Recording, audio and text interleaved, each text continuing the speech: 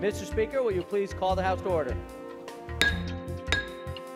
The bill is passed. We'd like to get a budget that represents the interests of the people who are standing here with me now. To be part of the struggle to achieve a better society for all. We want to make sure that we make New York a more affordable place to live, a better place to raise a family.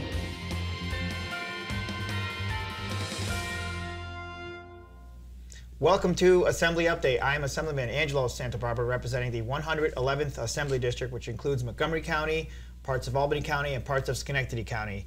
Today, we're going to be talking about the New York State Museum, and we have joining us as our guest, the director of the New York State Museum, Mark Schaming. Welcome to the show, Mark. Hey, thanks for having me here. So you were named director of the State Museum in 2012. Yes. And you are the 13th director. I'm the 13th director. So congratulations, and Thank it's great you. to have you. And it's great to have you on the show to talk a little bit about the museum. I know people have heard about the museum, and I visited the museum. I remember visiting back from when I was a kid. As many kids do. But things have changed. Museum has more to offer now, and we'd like to hear about some of those things.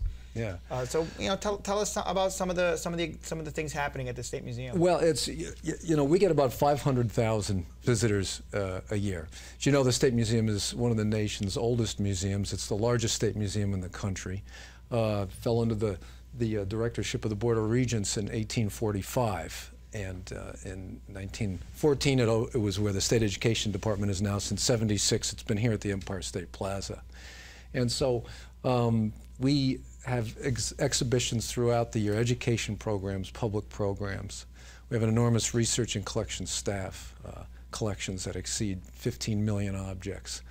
So it's an enormous enterprise in one of the most expansive and important states in the country, we think. So we've got our work cut out for us. And that's the educational piece of the museum is I think sometimes it's easy to forget, but it is an educational viewing and touring. You learn a lot of things while you're at the museum. Right. And so, on a number of levels, we see about somewhere between 30 and 40,000 school children a year come to the museum.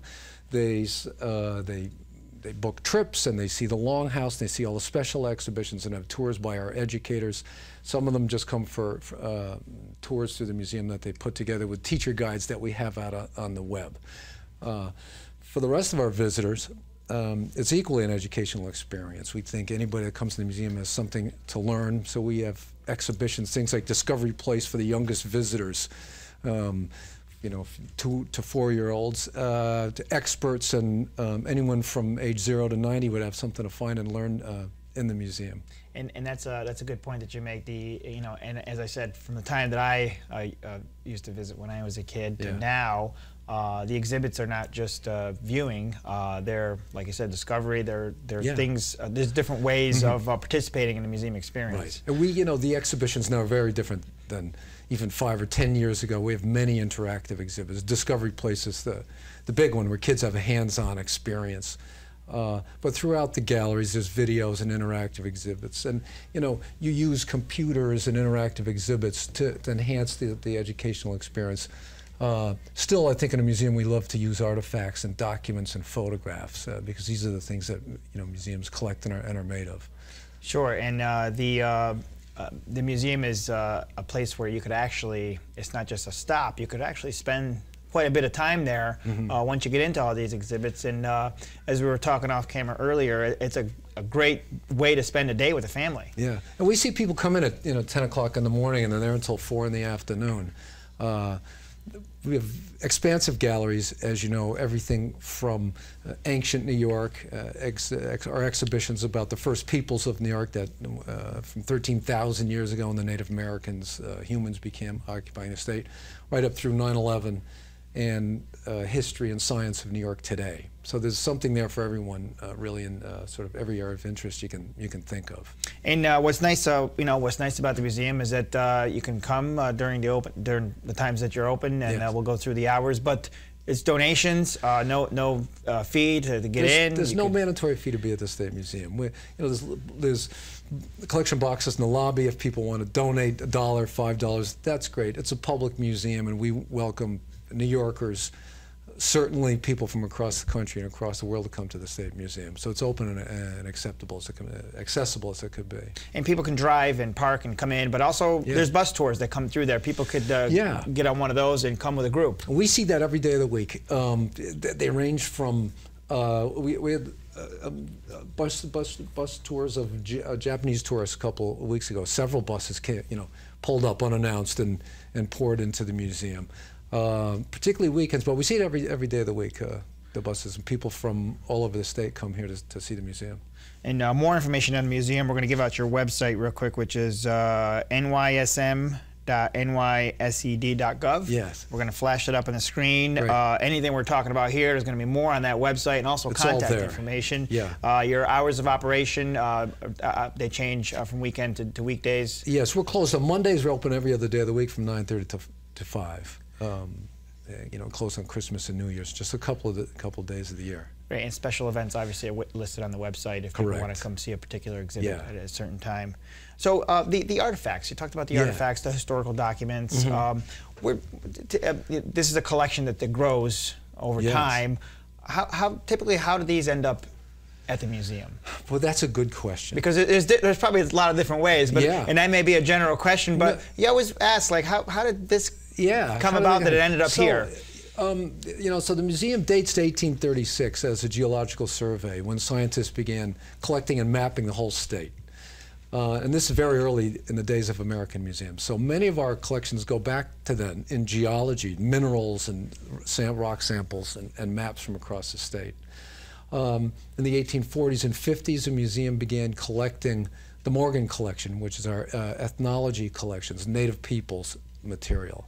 And we had museum professionals at that time going out across the state working with Native Americans, collecting the very important things that are part of their everyday life.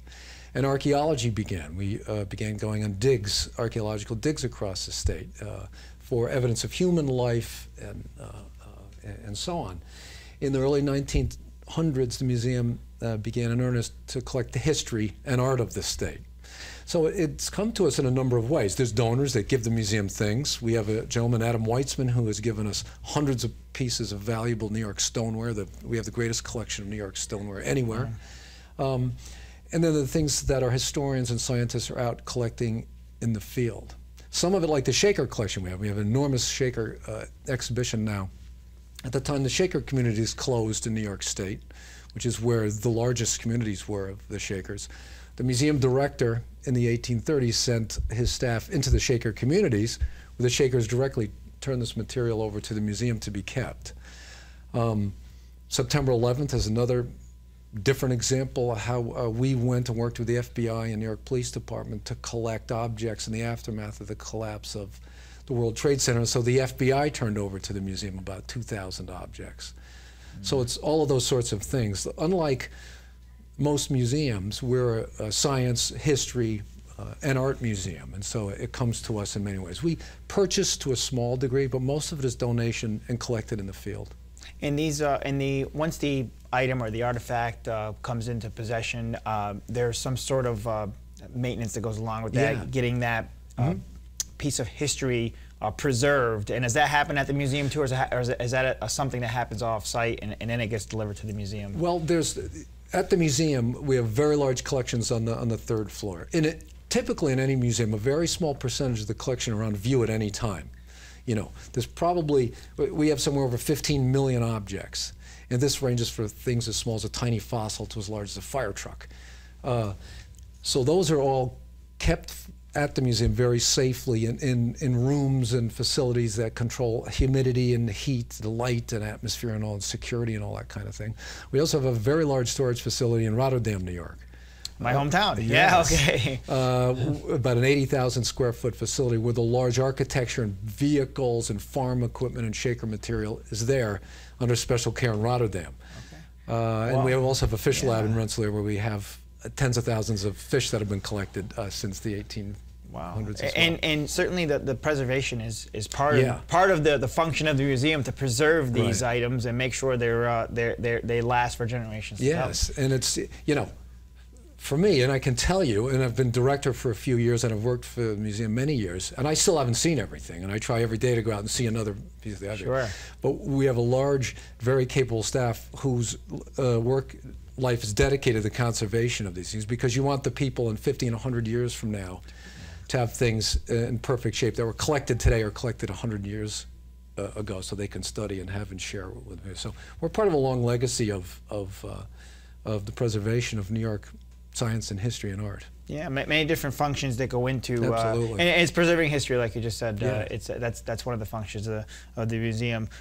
We gave out the website, but we also are aware that you have a Facebook page. Yes. And that Facebook page, I believe, is under New York State Museum, NYS Museum. I just see it on the screen right now. So that's Facebook, of course, is on social media, a great way to follow the museum as well. But of course, the website will have all the information we talked about. By the way, with the website, every exhibition we do a web version of it. We like to put as much of the exhibition online as possible. So if there's people that aren't getting to hear from Buffalo or Elmira someplace, from there they can see what's going on at the State Museum, and I think it ultimately drives them to us, and they come to the museum for yeah, and it's you know, you can kind of search at your leisure and figure out what you want to see, and make the collections available to people, and so on. You also have special exhibits coming up. You talked about the Shaker exhibit, and then a contemporary native exhibit as well. That's a fascinating one. It's called Represent. We collect, and I mentioned collecting Native American material back from the 1840s.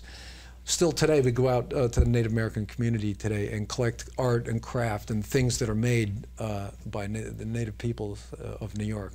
So last year we collected over 20 pieces that are on view in the museum. This is beautiful art made by people in the Six Nations and at the reservations and just Native Americans across the state. So every year we add to that collection. There's a great exhibition that's on now through September. In fact, right now we're collecting for next year.